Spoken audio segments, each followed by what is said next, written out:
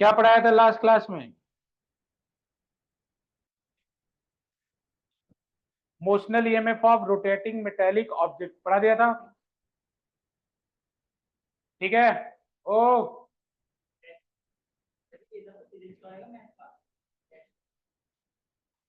Physics का होगा। इधर देखो ध्यान से। कल मैंने एक केस बताया था, याद है आपको? तो अभी देखो बोर्ड में क्वेश्चन आएगा। इधर बोर्ड में क्वेश्चन आएगा कि एक साइकिल है, उसकी बहुत सारी स्पोक है। स्पोक मतलब तीली, समझ रहे हो कि नहीं? मान लो 20 तीली है, और उसका लेंथ वगैरह दे रखा होगा, और ऐसे मैग्नेटिक फील्ड दे रखा होगा। ठीक है। तो बोलेगा कि एक पॉइंट है अंदर ए, और एक पॉइंट है बाहर बी। ठीक है ना? और ये पूरा मेटल है। अरे साइकिल जानते हो ना, साइकिल में पूरा रिम मेटल का होता है कि नहीं होता है? तो पूरा मेटल है। तो बच्चों हर स्पोक में कितना ईएमएफ आएगा, बताया था ना कल की क्लास का डेरिवेशन। हर स्पोक में ईएमएफ आएगा, उसका वैल्यू होगा half into B into omega into L square. बताया था ऐसा, लास्ट में याद करो। तो बच्चों हर स्पोक में ईएमएफ आएगा। और अगर ये ऐसे घूम रहा है, अगर ये ऐसे घूम रहा है, तो ईएमएफ कैसे आएगा? डायरेक्शन करने के बताया था कि वी क्रॉस वी यानी पोलैरिटी ऐसे आएगी। सब में पोलैरिटी ऐसे आएगी। सब में पोलैरिटी ऐसे आएगी। सब में पोलैरिटी ऐसे। पोलैरिटी कैसे पता चला मुझे? कैसे पता चला मुझे पोलैरिटी?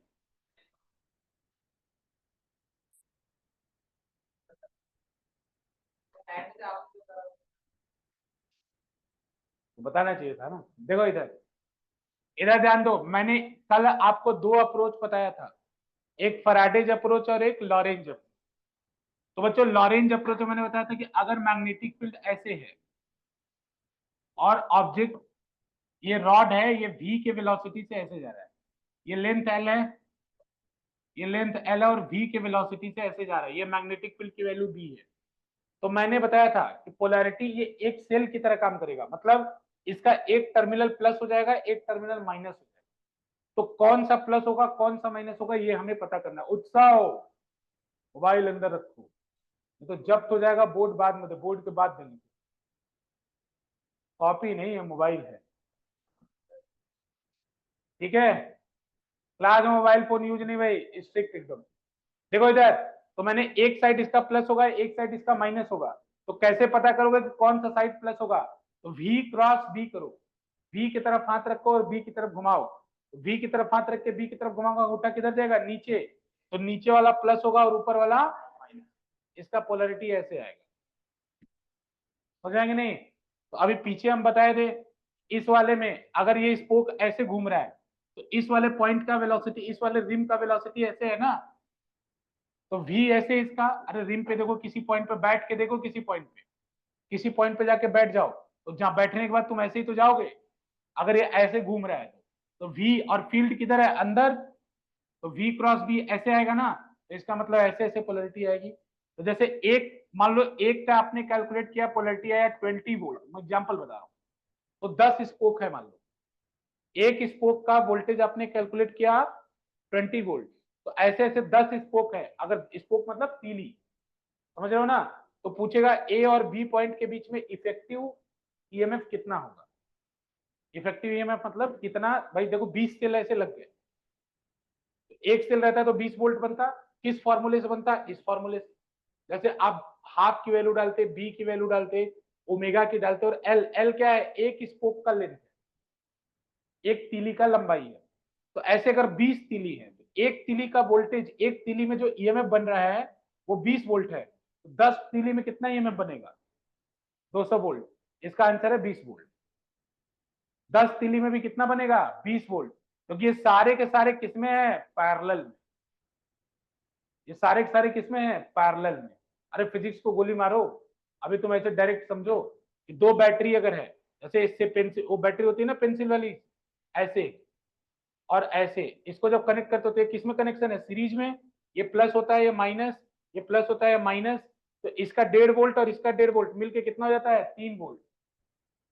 लेकिन अगर इन्हीं दोनों बैटरी को ऐसे कनेक्ट कर दो, ऐसे कनेक्ट कर दो, और इसी के नीचे इसको ऐसे कनेक्ट कर दो, जैसे बैंक वगैरह में कनेक्ट होता है 12 वोल्ट की बैटरी, इन दोनों को एक साथ जोड़ के कनेक्शन दे दो, और इन सबको एक साथ जोड़ के कनेक्शन दे दो, अब बैटरी कितने की बनेगी, इन दोनों के बीच में प्लस माइनस 1.5 वोल्ट ही रहेगा। तो फिर फायदा क्या हुआ, दूसरे वाले में पावर देने की क्षमता बढ़ जाएगी, करंट देने की क्षमता बढ़ जाएगी। तो बैंक में क्या होता है, जब बैंक होता है जहां जनरेटर बैकअप नहीं रहता है, वहां बहुत सारी बैटरी पैरेलल में जोड़ दी जाती है 12 वोल्ट। तो सब बैटरी मिलके उनका वोल्टेज कितना रहता है, 12 ही रहता है। बस उनका लोड देने की क्षमता बढ़ जाती है। जैसे पहले वो 2 किलोवाट लोड चला पा रहे तो 4 किलोवाट चला लेंगे, ठीक है ना। तो पैरेलल में जोड़ने से लोड देने की क्षमता बढ़ जाती है।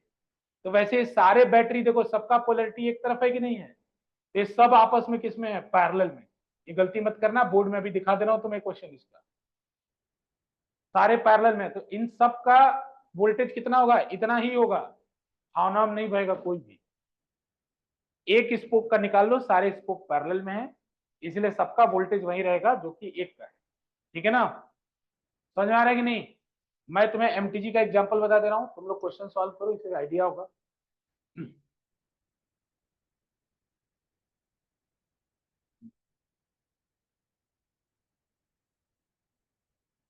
ठीक है, देखो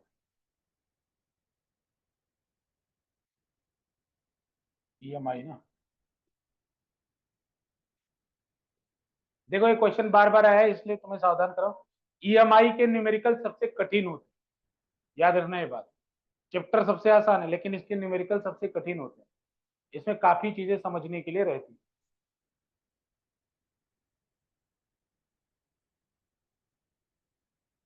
देखो एक क्वेश्चन ये वाला जो अभी बताया 2020 में आया था, इस पॉइंट और इस पॉइंट के बीच में पोटेंशियल डिफरेंस पूछा था, कल लास्ट में क्वेश्चन करा था, याद करो। जीरो आया था ना, ये पी और क्यू के बीच में 2020 में क्वेश्चन आया था, ठीक है। मैं अभी दिखाता हूँ।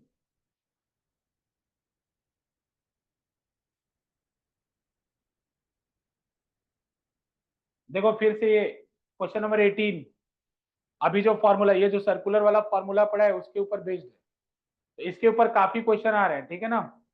ये तुम सावधान रहना।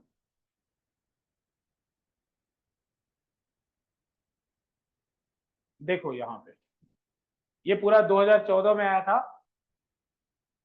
कि पूरा डिराइवेशन, एक पार्ट का डिराइवेशन कि भाई घुमा रहे हैं तो क्या उसका होगा, इसी में एक पार्ट का था पावर भी इसमें निकालना है। तो अगर तुम ईएमएफ निकाल लोगे तो पावर निकाल लोगे ना, वो क्वेश्चन में देख रहा हूँ तो इसमें होगा।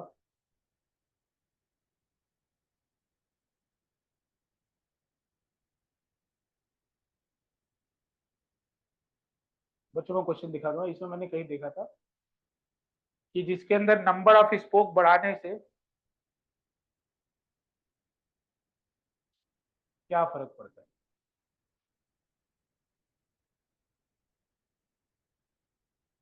चलो मैं उसको देख के बता दूंगा, ठीक है ना। लेकिन इसके ऊपर क्वेश्चन है, नंबर ऑफ स्पोक बढ़ाने वाला क्वेश्चन था और वो बड़ा क्वेश्चन था, ठीक है। एक बार मैं देख के बता दूंगा, लेकिन याद रखना जो कॉन्सेप्ट बताया वो।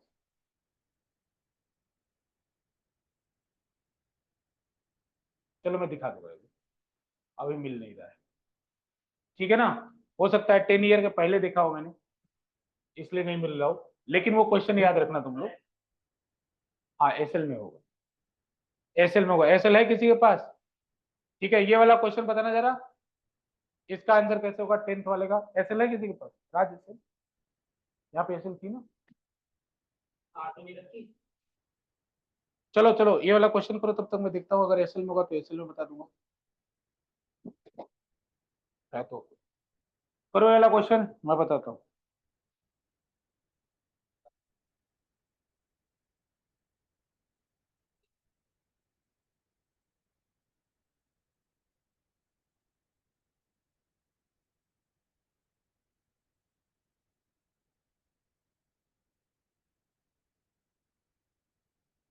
देखो ये 2017 में आया हुआ है, 2017 में, 2017 में आया हुआ है ये क्वेश्चन, 2017 सी में आया हुआ बच्चों, ठीक है ना। क्वेश्चन है, देखो क्वेश्चन जल्दी से पढ़ रहा हूँ, कॉन्सेप्ट 2000 2017 सी में है। A wheel of 15 metallic spoke, कितने मेटालिक स्पोक है, 15, ठीक है ना। 15 metallic spoke, each of 60 centimetre long, L की वैल्यू कितनी दे रखी है 60, and rotated eight 360 revolution per minute. बताओ एक बार बताओ, अगर 360 रिवोल्यूशन पर मिनट है, डेटा लिखो, चलो करो, डेटा लिखते जाओ, क्वेश्चन सॉल्व करो। ये वाला तुमसे हुआ नहीं अभी तक? इसमें था ही क्या, तुमसे हुआ नहीं अभी तक? अरे यार सुनो एक बार ध्यान से, ये इस वाले सिचुएशन में जब ये रॉड, जब इस तरह से शेप इरेगुलर था, ए तुम उधर घूमे क्यों? तुम सीधे मेरे से बात करो ना, गधा कहीं का। इसका आंसर बताओ क्या होगा, इसका आंसर बताओ क्या होगा। हाँ बच्चों, इसमें देखो ये आपसे हुआ नहीं अभी तक। बच्चों जब ये इरेगुलर शेप का था तो इसके अंदर से फील्ड लाइंस कम पास कर रही थी ना, आप फिर बोला कि ये सर्कुलर बन गया। तो पहले मान लो 10 फील्ड लाइंस अंदर जा रही थी, सर्कुलर जाएगा तो 30 जाने लगी, 40 जाने लगी, तो अंदर जाने वाली फील्ड लाइंस बढ़ गई ना। तो लेंज लॉ क्या बोलेगा, बाहर जाने वाली बनाओ।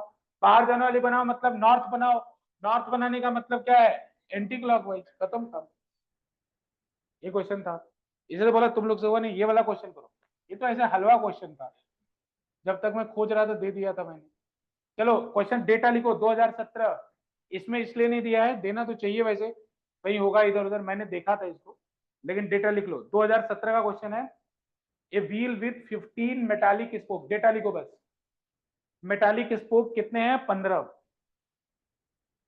Each of 60 centimetre long. L कितना है, 60 centimetre, each of 60 centimetre long, 60 centimetre long, 60, and rotated at 360 revolution per minute, and rotated at 360 revolution per minute। यानी यहाँ पे L की वैल्यू 16 है, नंबर ऑफ स्पोक 15 है, और ओमेगा है 360 रिवोल्यूशन पर मिनट। ओमेगा कितना है, 360 रिवोल्यूशन पर मिनट। ठीक है, इन अ मैग्नेटिक फील्ड, ठीक है, in a magnetic field, magnetic field की वैल्यू बी की वैल्यू ले लो 0.1 टेस्ला। ठीक है, तो बच्चों आपको बताना है कि इंड्यूस ईएमएफ कितना होगा, इंड्यूस ईएमएफ कितना होगा। अरे इसमें कुछ है क्या, लेकिन इसमें एक चीज ध्यान देना है, क्या चीज ध्यान देना है पता है आपको, कि बच्चों रिवोल्यूशन पर मिनट है, आरपीएम को रेडियन पर सेकंड में बदलना पड़ेगा। वो तो 360 आरपीएम को रेडियन में बदलना है। किसको आता है बदलने, बताना। 360 आरपीएम में कितना रेडियन होगा,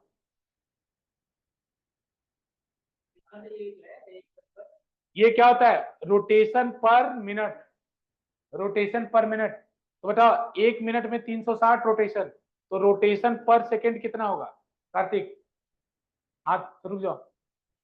1 मिनट में 360 रोटेशन है, तो 1 सेकंड में कितना रोटेशन होगा, इंटू 60, इंटू 60 ना है, 6 होगा पक्का। डिवाइड करेंगे कि मल्टीप्लाई करेंगे, 1 मिनट में 360 रोटेशन है, तो 1 सेकंड में कितना रोटेशन होगा, डिवाइड करेंगे मल्टीप्लाई करेंगे, पक्का। अरे सर तक मल्टीप्लाई नहीं करेंगे यार, अच्छा समझदार हो क्या तुम लोग। तो बच्चों 60 आरपीएस डिवाइड करेंगे, अरे 1 मिनट में ज्यादा रिवोल्यूशन आ रहा है, बाकी 1 सेकंड में कम होगा ना, 60 आरपीएस। अच्छा एक रोटेशन में कितना एंगल, एक रोटेशन में कितना एंगल, 2 पाई, तो इसमें कितना एंगल टोटल बनेगा, 60 इंटू 2 पाई रेडियन पर सेकेंड, कितना आएगा, 120 पाई रेडियन पर सेकेंड। तो ओमेगा की वैल्यू आप ये डालेंगे, आप ये डायरेक्ट नहीं डाल सकते, ये जिसको पता नहीं वो लिख लेगा, वो आरपीएम में मत डाल देना ओमेगा, ओमेगा हमेशा रेडियन पर सेकंड में जाएगा। जो इन सब चीजों पे विश्वास नहीं रखते हैं, उनको डायरेक्ट आंसर चाहिए होता है, उनके लिए हमारे पास फॉर्मूला है 2 पाई/60 इंटू आरपीएम, 2 पाई/60 इंटू आरपीएम। जो डायरेक्ट याद रखना चाहते हैं कि रेडियन पर सेकंड में बदलना है आरपीएम को, तो 2 पाई/60 इंटू आरपीएम, डायरेक्ट 2 पाई/60 इंटू आरपीएम याद रखना है। अब कर लोगे ना, नहीं करा रहा टाइम पास, क्या करना है, वैल्यू अब तो ये वाला फॉर्मूला डालना है ना, ई बराबर half into B into omega into L square, सब दिया है। एल की वैल्यू कितने रखोगे साथ तक? 16 कहाँ है जी? एल की वैल्यू 16 दिया था ना, 60। रुक जाओ, 60 दिया था ना, सार्थक क्या रखोगे? हाँ, 60 रख दोगे डायरेक्ट? क्यों? मीटर में नहीं करोगे कन्वर्ट? अच्छा होगा, मतलब ये सब बार बार बताना पड़ेगा। मीटर में कन्वर्ट करोगे, जो भी आंसर है बच्चों देख लेना, जो भी इसका आंसर है। इसलिए याद रखो पाई स्क्वायर का मान 10 के बराबर होता है, ये हिंट याद रखो मेरी तरफ से। पाई स्क्वायर का वैल्यू लगभग 10 के बराबर होता है। पाई स्क्वायर का वैल्यू किसके बराबर होता है? 10 के। ठीक है, अरे अभी कुछ पढ़ाया नहीं है मैंने, मजाक चल रहा है ये सब। जो लास्ट क्लास में पढ़ाया था उसी के तो क्वेश्चन कर रहे हैं अभी। क्या हो गया? सही तो है। अरे मैंने गलत किया है क्या? कौन गलत करवाया मेरे से? किसी ने तो बोला 60, और किसी ने आंसर भी निकाल दिया था। आंसर किसने निकाला है? 60 डाल के निकाला है तुम लोगों ने। और ये लड़का नहीं रहता तुम लोग गधे हो, गधे गधे हो जाते।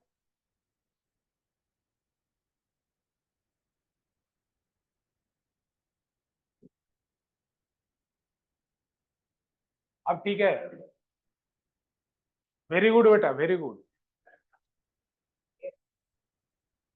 मैं लास्ट क्लास में भी देखा था, इसने गलती नहीं बताया तो सारे बच्चों नोट करने मिले। नहीं ऐसी बात नहीं होती, कैलकुलेशन में गलतियां हो जाती है, सावधान रहना चाहिए। ठीक है, कई बार कैलकुलेशन में आदमी को भी समझाने में रहता है ना, करीब फॉरवर्ड हो जाता है, भावनाओं में बह जाता है। अच्छा तुम्हारे दिमाग में आया था तुम अंडर कॉन्फिडेंस हो, पढ़ाई करके ओवर कॉन्फिडेंस हो। हाँ, ओवर कॉन्फिडेंस हो पढ़ाई करके, अंडर कॉन्फिडेंस। आगे चले बच्चों। हाँ, टॉपिक टॉपिक तो कराएंगे ही, लेकिन पहले तुम लोग का कचरा तो साफ करें। भूलोगे तो नहीं ना नंबर ऑफ स्कोप बढ़ाने से? इसी का अगला पार्ट था कि अगर 15 से स्कोप को 30 कर दिया जाए तो बताओ इंड्यूस्ड ईएमएफ में क्या फर्क पड़ेगा? कुछ नहीं पड़ेगा। समझ आ रहा है कि नहीं आ रहा है? 15 से 20 कर दिया कोई फर्क नहीं पड़ेगा। बच्चों अब लिखो अल्टरनेटर।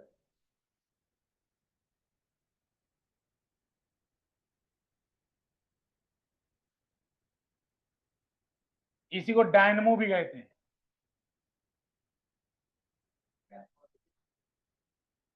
डायनमो, डायनमो पता है ना? कौन है डायनमो? अच्छा पबजी का प्लेयर, तुम लोग बहुत पबजी खेल। डायनमो के बारे में लिखो। देखो, it is the device, it is the device which which produces which produces AC output. AC जानते हो कि नहीं? Alternating current, AC output, AC output, AC which produces AC output, AC output on input, on mechanical input, on mechanical input. ठीक है ना बच्चों? सबने alternator देखा है कि नहीं देखा है? नहीं देखा है? तुमने जनरेटर देखा है? जनरेटर, जनरेटर में एक इंजन वाला हिस्सा होता है, एक उसे छोटा सा हिस्सा होता है उसके बगल में। पता है ना तुम्हें? छोटा सा होता है जैसे साफ्ट लगा होता है, नहीं देखा है? पक्का देखा है सबने? देखा है ना? एक जनरेटर होता है, ठीक है ना, जनरेटर के बाद साफ्ट लगा होता है, एक छोटा सा हिस्सा होता है जिसके अंदर से वायर निकलता है। ठीक है ना, बीच में देखो तो साफ्ट से कनेक्शन रहता है। हाँ, मोटर ऐसा रहता है। देखोगे? मैंने समझा तुम्हें आता होगा, गधे बनती की बात करते हो। सबको आता है ना बच्चों? देख लो, लेकिन ये कोई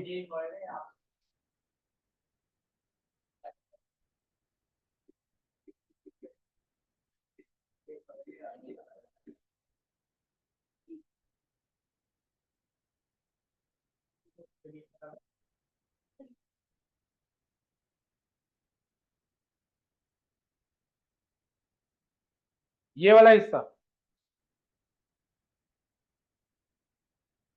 तो दूसरा खुल गया क्या?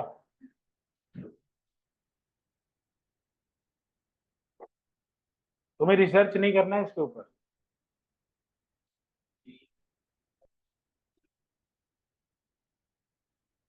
ठीक है, ये वाला। ओहो, देखा है तुम लोगों ने ना?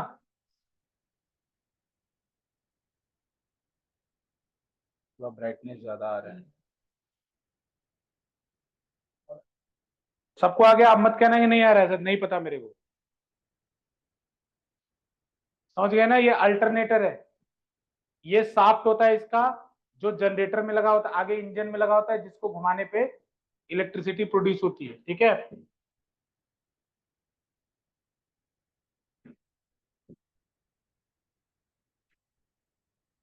चलो।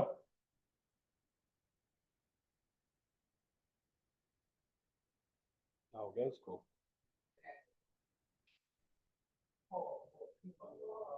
हा हा हा, गधे कहीं का। बताओ,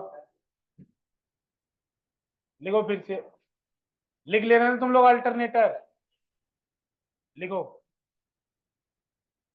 it is based on, it is based on law of EMI, law of EMI.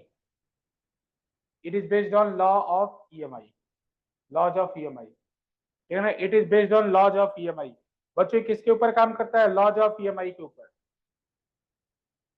सुने इधर ध्यान से बच्चों, फराडे का लॉ बताना, कौन बताएगा फराडे का लॉ? फराडे का लॉ, सेकंड लॉ। गधे बोलो मत, डायरेक्ट इक्वेशन बताओ। N D five by D T बताया था कि नहीं? यानी अगर फ्लक्स में बदलाव होगा तो ईएमएफ आएगा। बच्चों फ्लक्स में बदलाव कैसे कैसे हो सकता है? फ्लक्स में बदलाव कैसे कैसे हो सकता है? बी ए कॉस थीटा होता है, तो या तो बी में बदलाव करो। ठीक है ना? इधर ध्यान दो नमन और शाश्वत। बेटा फ्लक्स में कैसे कैसे चेंज होगा? बी में बदलाव करो।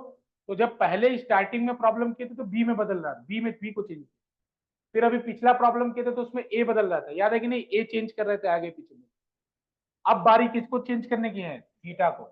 थीटा किसके बीच में एंगल है? बी और ए के बीच में। तुम बस ये समझ जाओगे पूरा आ जाएगा।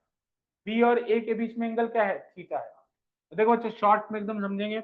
इधर मैग्नेटिक फील्ड जा रहा है, अगर मैग्नेटिक फील्ड जा रहा है तो इसका मतलब इधर नॉर्थ होगा उधर साउथ होगा। देखो अब बनाने की जरूरत नहीं, मैं डायरेक्ट बता रहा हूँ। इधर नॉर्थ है उधर क्या है? साउथ है। और बीच में एक क्वाइल है जो रोटेट कर रहा है। ठीक है, ऐसे एक क्वाइल ले लो जो इसके ऊपर रोटेट कर रहा है। ठीक है, इस तरह से रोटेट कर रहा है। ठीक बच्चों, तो इसका अपना एरिया वेक्टर होगा। एरिया वेक्टर होगा कि नहीं? एरिया वेक्टर बाहर की तरफ होगा या अंदर की तरफ होगा? तो देखो इधर एक बात, कि मान लो t बराबर 0 पर, इधर मैं ड्राइंग बना रहा हूं, b का डायरेक्शन ये है, और t बराबर 0 पर a का भी डायरेक्शन वही है, एट t इक्वल टू 0। ठीक, अब बच्चों ये साफ रोटेट कर रहा है ऐसे, तो किसी भी टाइम t पर ये एरिया वेक्टर ऊपर चला जाएगा। कितना ऊपर जाएगा? अगर ये ओमेगा से रोटेट कर रहा है तो ये एरिया वेक्टर ऊपर चला जाएगा। तो ये एंगल कितना ऊपर जाएगा? थीटा से। तो थीटा को क्या लिख सकता हूं? Omega into T. तो ये एंगल कब होगा? टी बराबर टी पर। सुनो ध्यान से, जैसे मान लो ये नोटबुक है, इधर मैग्नेटिक फील्ड, इधर नॉर्थ पोल लगा है, इधर साउथ पोल लगा है, लगा है, इधर नॉर्थ इधर साउथ। तो मैग्नेटिक फील्ड कैसे जाएगा? ऐसे जाएगा। तो इसका एरिया वेक्टर भी कैसे है? ऐसे है। एरिया वेक्टर हमेशा सरफेस के परपेंडिकुलर होता है। जैसे अगर ये सरफेस है तो इसका एरिया वेक्टर ऐसे माना जाएगा।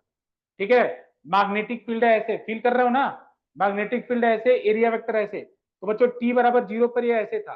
अगर मैं इसको रोटेट करना शुरू करूं, जैसे यहाँ जनरेटर इंजन लगा दूं, ये बार बार ऐसे घूमना शुरू कर देगा, ऐसे बार बार घूमना शुरू कर देगा। समझ रहे हो कि नहीं? ये ऐसे घूमना शुरू कर देगा। तो बच्चों टी बराबर 0 पे ऐसे था, मैंने जब इसको घुमाया तो मान लो टी बराबर टी पे कितना एंगल घूम जाएगा? तो ओमेगा इंटू टी। ओमेगा क्या है? घूमने की रफ्तार। और जैसे तुम्हें अगर डिस्टेंस निकालना है तो क्या करते हो? स्पीड इंटू टाइम, तुम्हारी 40 किलोमीटर पर आवर की रफ्तार है तो तुम्हें 80 किलो मतलब तुम्हें 2 घंटे में कितने चल जाओगे 80 किलोमीटर। तो तुमने क्या किया 40 गुणे 2 किया ना।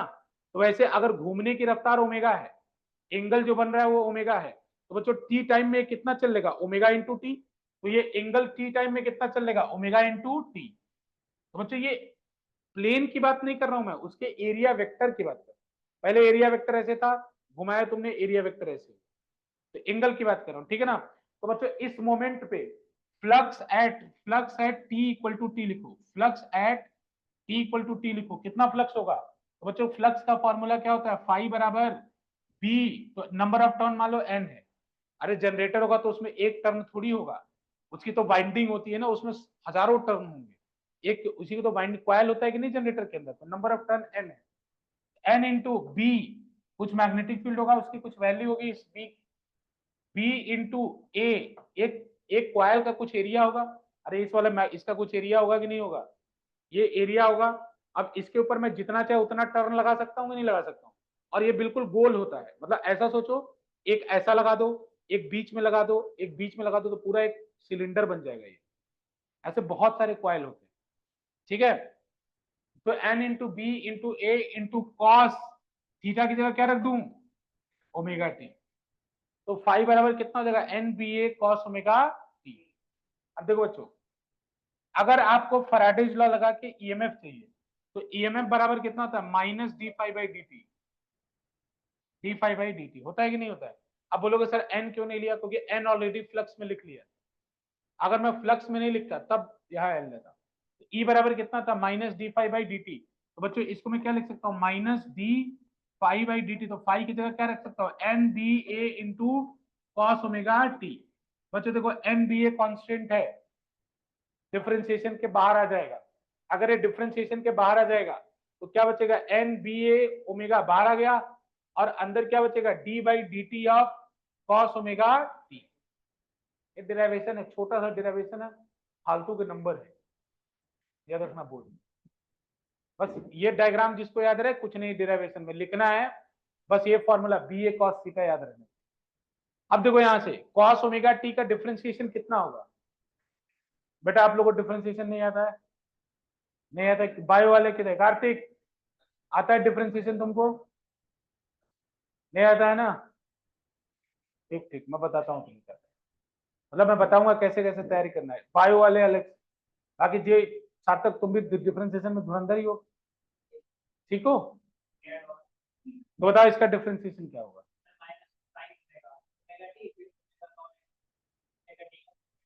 वाह सही बोल रहे हो। कॉस ओमेगा टी का डिफरेंशिएशन कितना होगा minus omega sine omega T. Minus मतलब पहले कॉस का करोगे, फिर उसके बाद ओमेगा टी का करोगे। तो इसका डिफरेंशिएशन जिनको नहीं पता है वो याद रखेंगे, बाकी जिनको पता है वो अच्छी बात है। इसका डिफरेंशिएशन होता है minus omega sine omega T, minus omega sine omega T. तो माइनस माइनस मिलकर क्या हो जाएगा प्लस। तो बच्चों यहां से ईएमएफ कितना आ जाएगा, ईएमएफ आ जाएगा जो ई है वो आ जाएगा एन बी ए ओमेगा साइन ओमेगा टी। याद रखना इसका प्रूफ एसी में भी पूछा जा सकता है, ये एसी ही तो है, एसी कैसे है पहले लिखो मैं बताता हूँ।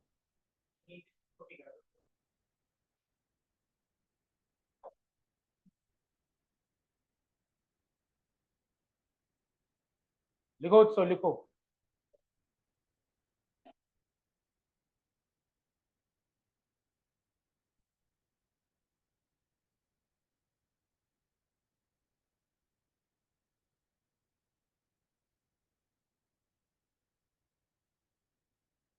क्या बेटा कहाँ ओमेगा स्क्वायर,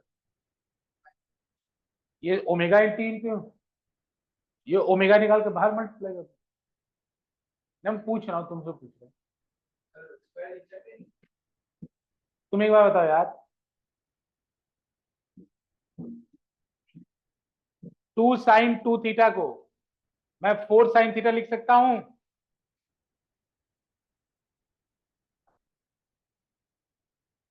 तुम कैसे लिख सकते हो ओमेगा स्क्वायर,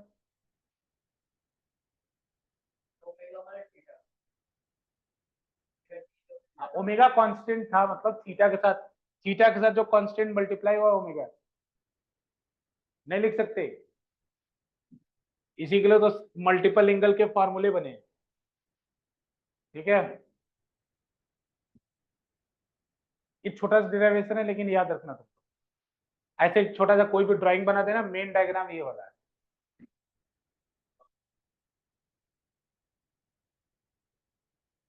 ठीक है, चिंता मत करो, कोई दिक्कत नहीं, समय बहुत है हमारे पास, अभी तो रात बाकी है, रात बाकी है अभी तो पूरी। किस चीज का? अरे कोई टेंशन, तुम लोग संभालो, स्कूल का पेपर इतना सीरियस कौन लेता है? प्री बोर्ड वोर्ड लिया करो सीरियस, प्री बोर्ड लाया करो ना सीरियस, प्री बोर्ड में सीरियस लाया।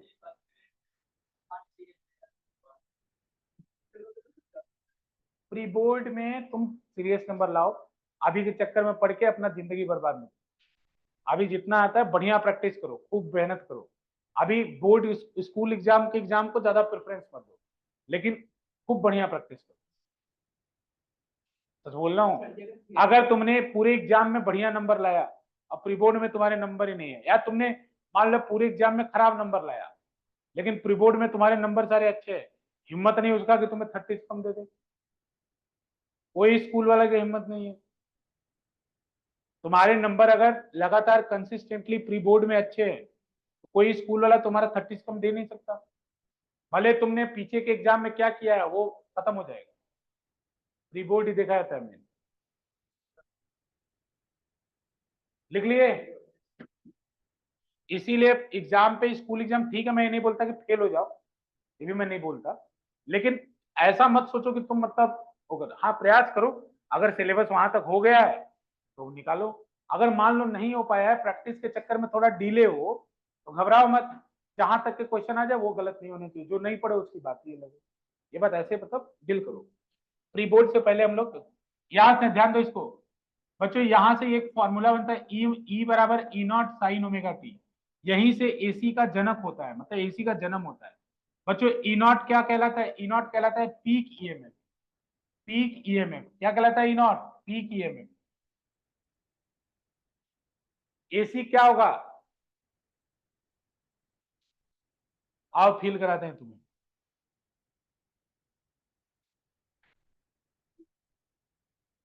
ए सार्थक, कौन बोल रहा है? रोशन, क्रिस, हाँ ई नॉट पीक ईएमएफ। बच्चों यहाँ जो होता है वो पीक ईएमएफ कहलाता है, अलग अलग नाम है एसी में बताएंगे, इसको इंस्टेंटेनियस ईएमएफ कहते हैं, लेकिन पीक ईएमएफ ध्यान रखो, पीक ईएमएफ का फॉर्मूला क्या होता है? NBA omega. पीक ईएमएफ का फॉर्मूला होगा एनबीए ओमेगा, थोड़ा फील करो इसको, फील करो इधर, ज्यादा मत करो फील, थोड़ा बोला ना मैंने, वर्ड पे ध्यान दो।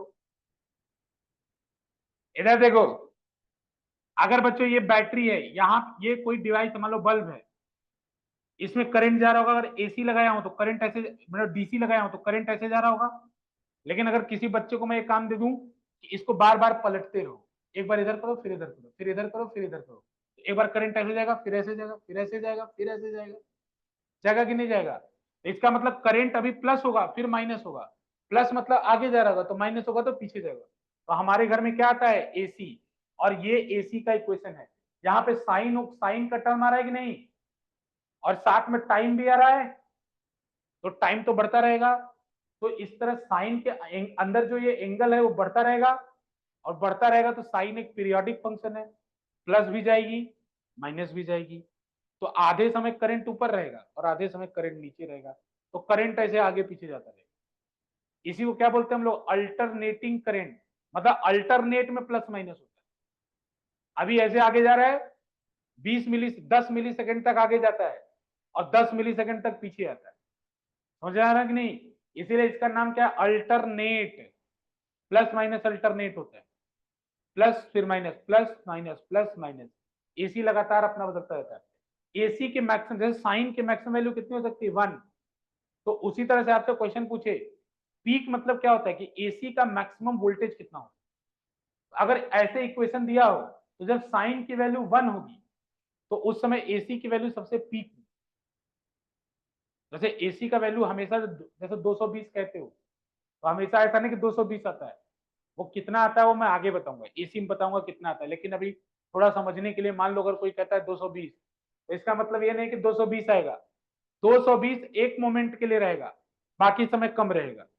फिर नेगेटिव में 220, फिर पॉजिटिव में 220, डीसी रहता है तो एक डायरेक्शन में 220। अरे बात समझ आ रही है, डीसी और एसी में अंतर। और ये ओमेगा क्या होता है, जैसे आपके घर में कितनी फ्रीक्वेंसी है एसी की, 50 हर्ट्ज। कितनी फ्रीक्वेंसी है, 50 हर्ट्ज। हर्ट्ज का मतलब क्या, एक सेकेंड में 50 बार साइकिल चेंज होता है। एक बार साइन की 50 साइकिल आती है। 50, एक साइकिल साइन की कैसी कहलाती है, साइन पढ़े हो ना तुम लोग, साइन, साइन का ग्राफ ऐसा होता है, इसे एक साइकिल कहते हैं साइन। एक सेकंड में ऐसी कितनी की साइकिल आती हैं, 50 साइकिल। एक सेकंड में 50 बार करंट प्लस होता है और 50 बार करंट माइनस होता है एक सेकंड में। एक सेकंड में कितनी बार करंट जीरो होगा ये कौन बताएगा। एसी में एक सेकंड बाद अगर 50 हर्ट्ज है, एक सेकंड में अगर 50 हर्ट्ज, एक सेकंड में कितनी बार करंट जीरो होगा, तो ये देखो। हाँ, एक सेकंड में। अरे एसी के एक साइकिल में कितनी बार जीरो हो रहा है, दो बार की तीन बार। रुक जा रुक जा रुक जा। तुम मत बताओ, रुको अमन, रुक जाओ। एक एसी के एक साइकिल में करंट कितनी बार जीरो हो रहा है, तीन बार। रुको, तीन बार तुम्हारा सुन लिया मैंने ना, तीन बार, तीन बार जीरो हो रहा है। गधा कहीं का दो बार हो रहा है, एक दो। बोलोगे सर अगला क्यों नहीं गिन रहे हो, तो अब वो अगले का है ना, तुमने फिर ये क्यों गिना, फिर ये पिछले, अगर तुम इस तरह से सोचोगे तो पिछले वाले में इसको गिन लिए तो मत गिनो फिर। बुद्धि चाहिए, बुद्धि। जैसे अगली साइकिल ऐसे आएगी ना, अगली साइकिल ऐसे आएगी ना, तो इस वाले को तुम इसमें गिनोगे कि उसमें गिनोगे, इधर वाले में गिनोगे ना, तो ये इधर काउंट हुई, तो इसका भी कितना हुआ, दो, इसका भी कितना हुआ, दो, फिर ये वाली अगले वाले में काउंट होगी। अरे बात समझ में आ रहा है कि नहीं। एक साइकिल में एसी करंट कितनी बार जीरो होता है, दो बार। एक साइकिल में एसी के पूछा हूं मैंने, एक साइकिल मतलब एक साइन के साइकिल में, बाकी एक सेकंड में कितनी बार जीरो होगा, 100 बार। क्योंकि तो एक सेकंड में कितनी साइकिल आती है, एक सेकंड में 50 आती है भारत में, क्योंकि भारत में फ्रीक्वेंसी क्या है, 50 हर्ट्ज। तो एक सेकंड में ऐसी ऐसी 50 साइकिल आती है, 50 साइकिल आती है। तो एक सेकंड में अगर टंगस्टन वाला बल्ब 100 बार जलता है और 100 बार बुझता है, एक सेकंड में कितनी बार जलता है, कितनी बार बुझता है, 100 बार जलता है, 100 बार बुझता है। तुम्हारी आंखें पकड़ क्यों नहीं पाती, क्योंकि एक मोमेंट के लिए जलता बुझता है। और आपके रेटिना पे कोई भी इमेज 1/17 सेकंड तक रहता है। जो एक इमेज तुम देख रहे हो वो 1/17 सेकंड तक तुम्हारे रेटिना पे बना होगा, उसके बीच में अगर कोई घटना हो जाएगी तो तुम्हें दिखाई नहीं पड़ेगा। अगर कोई इतना फास्ट हो जो 1/17 सेकंड क्या है, तुम्हें थप्पड़ मार के चला जाए, एज्यूम करो, तो तुम्हें थप्पड़ तो लग जाएगा, तुम उसको देख नहीं पाओगे, तो उतना फास्ट तुम नहीं हो ना। समझ रहे हो कि नहीं समझ रहे हो, अरे बात मेरी समझ रहे हो तुम लोग, इसीलिए नहीं देख पाते। एक गधापंती नहीं समझ में आ रहा है तुम्हें, इसके ऊपर न्यूमेरिकल भी आएगा, कर लोगे कि नहीं भाई।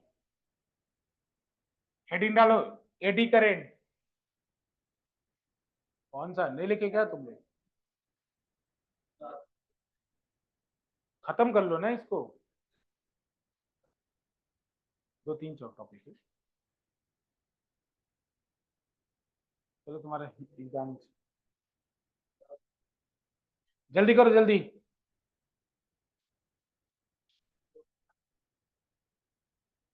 अरे ये बनाने की जरूरत नहीं भाई,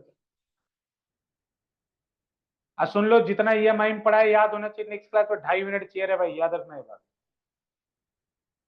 बोलो। हाँ, हाँ,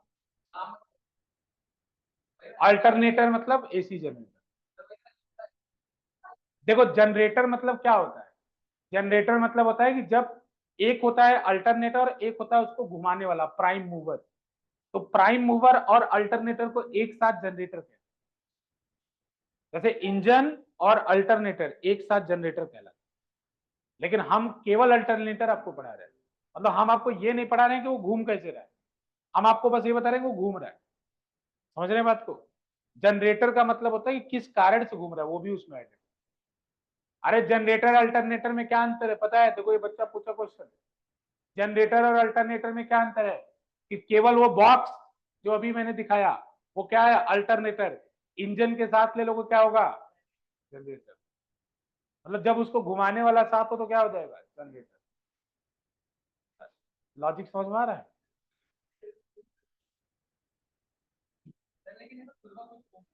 अरे क्या बात करो, पागल मत बनो यार तुम। हट, पगला गया है क्या तुम?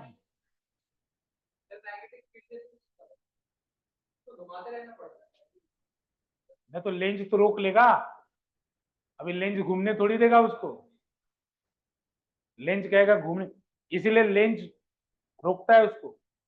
और जितना लोड बढ़ाओगे ना उतना शाफ्ट पे लोड पड़ता है, उतना बिजली। बिजली क्यों ज्यादा, डीजल ज्यादा क्यों खर्च होता है जब तुम ज्यादा चीज चलाते हो?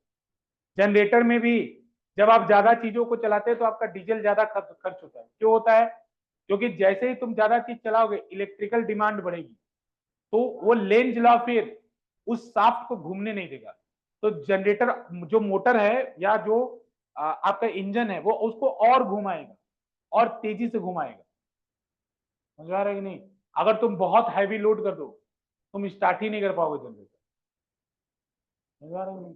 लेंज लॉ का इतना प्रभाव है। हेडिंग लगो AD current.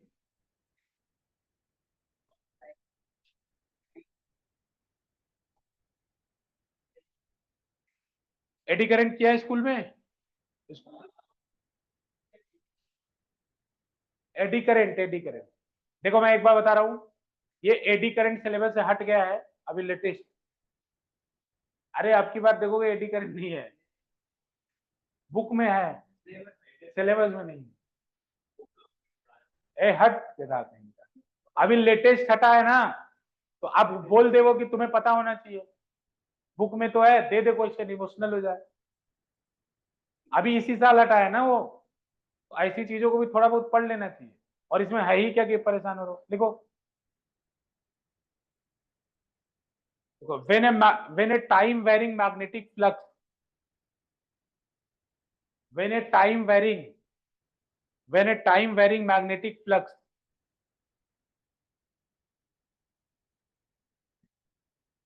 passes through a metallic surface, when a time varying magnetic flux passing through a metallic passes through a metallic surface, एक कंसेंट्रिक सर्कुलर एक कंसेंट्रिक सर्कुलर एक concentric circular current is concentric circular current is concentric circular current is generated on the surface. Concentric circular current is generated on the surface, which is called as eddy current on the surface, which is called as eddy current, which is called as eddy current, which is called as eddy current. Eddy जानते हो तुम लोग? भंवर, भंवर, भंवर जानते हो कि नहीं तुम लोग? अरे भंवर नहीं जानते हो तुम लोग? अरे पानी के अंदर तुम लोग ऐसे से घुमा दो बाल्टी के अंदर पानी को, टॉर्नेडो, हवा को घुमा दो ऐसे करके, वो उसको क्या बोलते हैं? एडी। क्या बोलते हो उसे? एडी। अरे एडी करंट मतलब वैसा ही करंट जब जनरेट होता है, एडी। ए इधर देखो, लिखो it was discovered by Foucault, it was discovered by Foucault, so it is also known as Foucault current. It was discovered by Foucault, so it is also known as Foucault current. इसे फोकाल्ट ने खोजा था, इसीलिए इसे फोकाल्ट current भी कहते हैं। फोकाल्ट, क्योंकि इसे फोकाल्ट ने खोजा था इसलिए इसे फोकाल्ट करंट भी कहते हैं। समझ आ रहा है? फोकाल्ट करंट।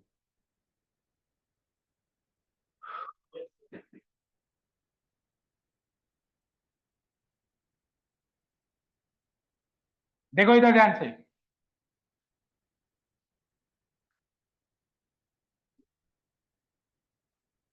मान लो अगर ये कॉइल होता है, इधर ध्यान दो, मान लो अगर ये कॉइल होता और इस पे मैं नॉर्थ पोल लेके आ रहा होता, अगर ये कॉइल होता है इस पे मैं नॉर्थ पोल लेके आ रहा होता, तो सार्थक कौन सा पोल बनता है? अगर ये कॉइल होता है इस पे मैं नॉर्थ पोल लेके आ रहा होता तो कौन सा पोल बनता है? पोल पोल डायरेक्शन ही बता दो। एंटी क्लॉकवाइज बनता है, क्योंकि नॉर्थ पोल ला रहे हो तो इधर क्या बनता है? नॉर्थ। तो डायरेक्शन क्या होता है? Anti clockwise. सबको समझ में आ रहा है? एंटी क्लॉकवाइज क्यों होता है? क्योंकि वो लेंज लॉ के अकॉर्डिंग अपने कॉज को अपोज करता है, जो अपना कारण होता है उसको अपोज करता है। समझ में आएंगे नहीं? समझ रहे हो ना? जैसे आजकल के बच्चे अपने माता पिता का अपोज करते हैं, लेंज लॉ, अपने कारण का अपोज करते हैं। समझ आएंगे नहीं? तो लेंज लॉ का नॉर्थ पोल पास लाए तो नॉर्थ बनाता है, क्योंकि नॉर्थ पोल के पास आने से यहाँ पे ईएमएफ इंड्यूस हुआ है, तो ये क्या बनाता है? नॉर्थ पोल।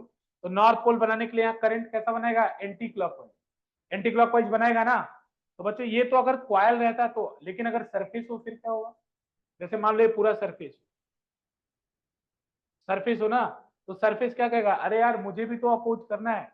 अगर मैं नॉर्थ पोल पास लेके आ रहा हूँ, ये सरफेस भी क्या करेगा? उसको अपोज करना चाहेगा, सरफेस भी अपोज करेगा। तो बच्चों सरफेस कैसे अप्रोच करेगा? तो वो क्या करता है? अपने सरफेस पे, ये मेटालिक सरफेस है, कंसेंट्रिक सर्कुलर करंट बना लेता है। जैसे आप एडी देखते हैं कि नहीं देखते हैं, वैसा भंवर बना लेता है, करंट का भंवर बना लेता है। समझ आ रहे हैं कि नहीं? अगर मैं नॉर्थ पोल लेके आ रहा हूं तो ये भंवर का डायरेक्शन क्या होगा? क्लॉकवाइज या एंटी क्लॉकवाइज? एंटी। अगर मैं नॉर्थ लेके आ रहा हूं तो यहाँ पे एंटी क्लॉकवाइज डायरेक्शन में इसके सरफेस पे बहुत सारे करंट बन जाएंगे।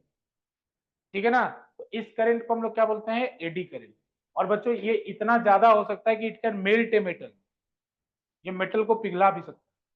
समझ में आएगी नहीं? तो जो एडी करंट होता है बच्चों, जो एडी करंट होता है वो किन किन फैक्टर पे डिपेंड करता है? एडी करंट डिपेंड करता है डीवी बाई डी पर, कि आप कितना तेजी से मैग्नेटिक फ्लक्स को चेंज कर रहे हैं। दूसरा ये डिपेंड करता है एरिया पर। जैसे अगर तुम तेजी से मैग्नेटिक का, नॉर्थ पोल मैग्नेट का लेके आओ तो इसमें उतना भयंकर एडी करंट बने। समझ में आ रहा है तुम्हें कार्तिक? हाँ रहा हो? अगर जितना तेज मैग्नेट का नॉर्थ पोल लेके आओगे उतना ज्यादा एडी करंट बनेगा, और जितना एरिया ज्यादा करोगे उतना ज्यादा एडी करंट। समझ में आ रहा है? एरिया जितना ज्यादा करोगे उतना ज्यादा एडी करंट बनेगा। बनाओ उत्सव। नहीं बेटा नहीं।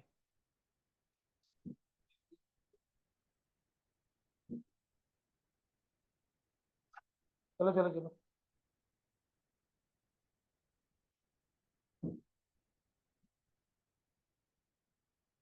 अरे तुम्हें समझ में आ रहा है ये क्यों हो रहा है? क्योंकि वो भी तो अपोज करेगा ना लेंज लॉ के अकॉर्डिंग। तो इसके अंदर जो इलेक्ट्रॉन है वो ऐसे ऐसे घूमने लगते अपोजिट डायरेक्शन, जिसके कारण सर्कुलर करंट बन जाता है, और ये सर्कुलर करंट बहुत ज्यादा होता है।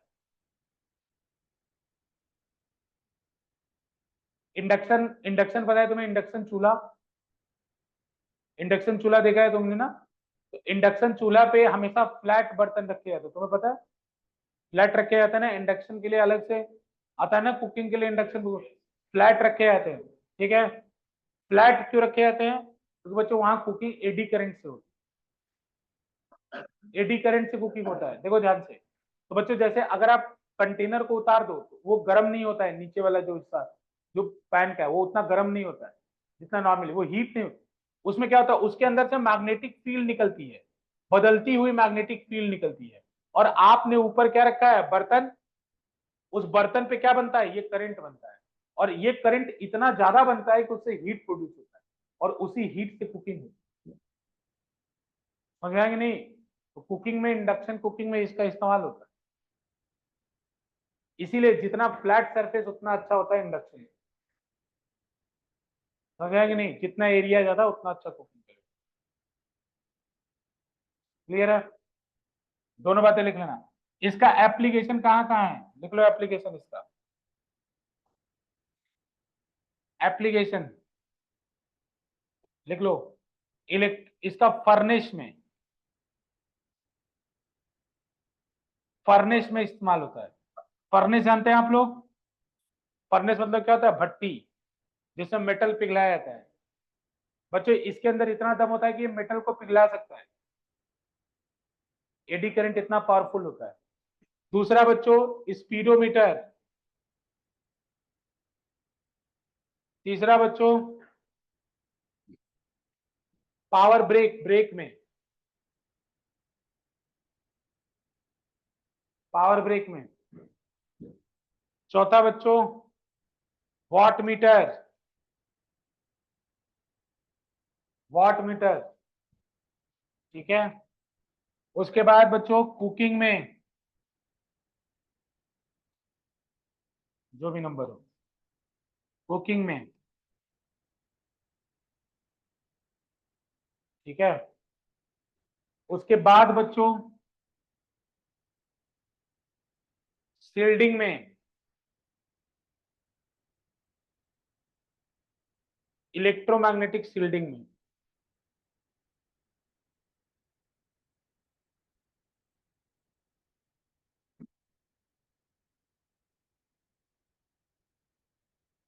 इलेक्ट्रोमैग्नेटिक शील्डिंग में, इन सब जगहों पे। स्पीडोमीटर में बेटा अब देखो, इसमें पूरा वर्किंग प्रिंसिपल तो आपको नहीं बता सकता, लेकिन जब वो घूमता है ना जब बीच में, तो कितना एडी करंट बना उसको मेजर किया जाता है। उसके बीच में देखते हो ना, टायर के बीच में दो, कभी ऐसे देखो ऐसे लगा होता है, उसके बीच में प्लेट होती है, जो डिस्क ब्रेक वाले प्लेट होती है ना, उसके बीच में ऐसे लगा होता है कि नहीं होता है? तो उसमें क्या होता है, जब वो घूमता है ना प्लेट सीधी से घूमता है ना, तो उसको वैल्यू को रीड करता है, करंट की वैल्यू को रीड करता है, कैसे चेंज हो रहा है, इनपुट को चेक करता है, उससे बताता है। हाँ? ब्रेक में भी लेंज लॉ। सुनो इधर से बताता हूँ, ब्रेक कैसे काम कर रहा है। ब्रेक में देखो स्पीडोमीटर में भी वो अपोज कर सकता है, लेकिन उतना पावरफुल नहीं होता है। लेकिन जब ब्रेक में बनाते हैं तो पावरफुल। देखो एग्जांपल,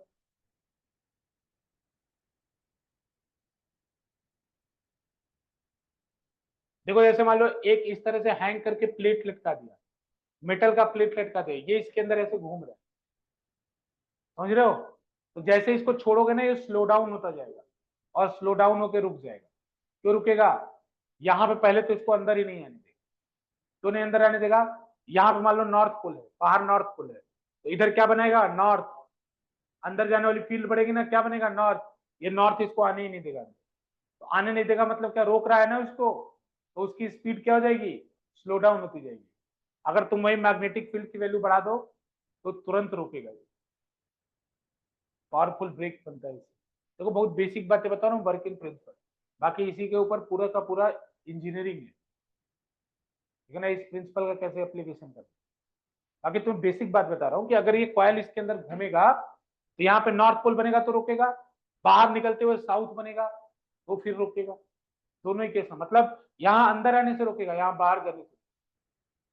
धीरे धीरे इसको स्लो डाउन करता जाएगा और स्लो डाउन करते करते रुक जाएगा। ठीक है ना।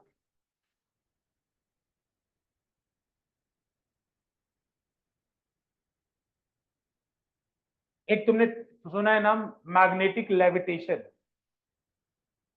सुना है नाम मैग्नेटिक लेविटेशन? अरे ऐसे बता रहा हूं, तुम लोग ध्यान से सुनो। मैग्नेटिक लेविटेशन नाम सुना है?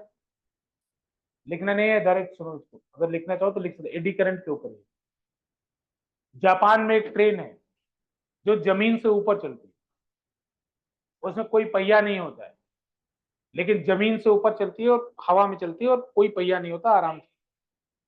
ये किसके ऊपर बेस होता है? एडी करंट पे। देखो मैं बताता हूँ तुम्हें, एक्सपेरिमेंट हम लोग कर सकते हैं। देखो ध्यान से, एडी करंट अगर लेविटेशन का हो,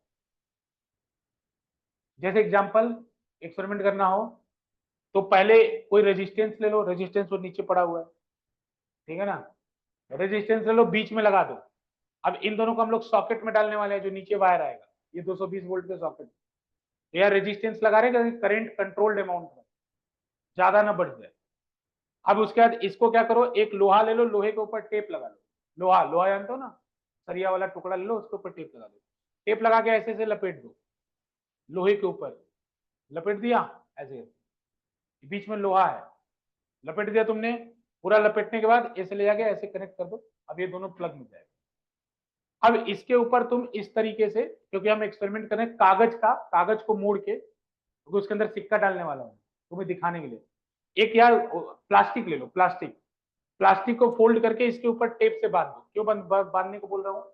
अब अगर सिक्का यहाँ डालूंगा तो सड़क के नीचे गिर जाएगा, तो गिरने, अभी सिक्का मैं इसके अंदर डालूंगा, अभी इस तरह से कॉइन डालूंगा, तो सिक्का डाल रहा हूं तो इसलिए जानबूझ के इसको लगा रहा हूं कि सिक्का बाहर न गिर जाए, सीधा नीचे गिरे, इसलिए लगा रहा हूं। तो तुम जब ऐसे ऑन करो इसको, बटन ऑन करो और उसके अंदर सिक्के को छोड़ दो, सिक्का हवा में तैरता रह जाएगा, नीचे नहीं गिरेगा सिक्का, हवा में तैरता रहेगा। क्यों तैरता रहेगा? तो लेंज लॉ कहता है, जैसे मान लो यहाँ नॉर्थ पोल बना ना, तो यहाँ तुरंत क्या बनेगा? नॉर्थ, तो नॉर्थ नॉर्थ से हवा में अटका रहेगा, लटका रहेगा। फिर चेंज होकर यहाँ साउथ बनेगा। क्यों चेंज होगा? एसी लगाए हो ना, तो अभी नॉर्थ बन रहा है, अगले मोमेंट में क्या बनेगा? साउथ, तो साउथ वाला फिर बाहर ऊपर लटका रहेगा, यहाँ साउथ बनेगा। तो फिर बोलो सर डीसी से भी ऐसा हो सकता है? नहीं हो सकता है, क्योंकि डीसी में मैग्नेटिक फ्लक्स का चेंज ही नहीं होगा। अरे ये सोलेनॉइड ही तो है, तो सोलेनॉइड के अंदर करंट बदलेगा नहीं तो बी बदलेगा नहीं, और बी बदलेगा नहीं तो लेंज लॉ आएगा नहीं। अरे लेंज लॉ तो तभी आता है जब फ्लक्स में चेंज हो। समझ रहे हो कि नहीं समझ रहे हो? इस सिक्के के ऊपर क्या बना है? एडी करंट, और वो एडी करंट अपने कारण का विरोध करता है। ये छोटा सा मॉडल है उस ट्रेन का जिसके ऊपर बना है। नीचे पूरा प्लेट लगा दो और पूरे ट्रैक में मैग्नेटिक कॉइल लगा दो। जैसे ही ट्रैक में करंट ऑन करोगे ट्रेन ऊपर उठ जाएगी, सिक्के की तरह ऊपर उठ जाएगी। उठ गई ऊपर, अब उसका मैग्नेटिक फील्ड की वैल्यू को चेंज करो, इधर बढ़ाओ इधर कम करो, ट्रेन आगे बढ़ेगी। ट्रैक में चेंज करते जाओ, आगे बढ़ती जाएगी। रोकना है, इधर बढ़ा दो इधर कम करो, रुक जाएगी। पूरा प्रिंसिपल इसके ऊपर काम करता है। तो जाने ये मैग्नेटिक लेविटेशन, ये इसी के ऊपर काम करता है।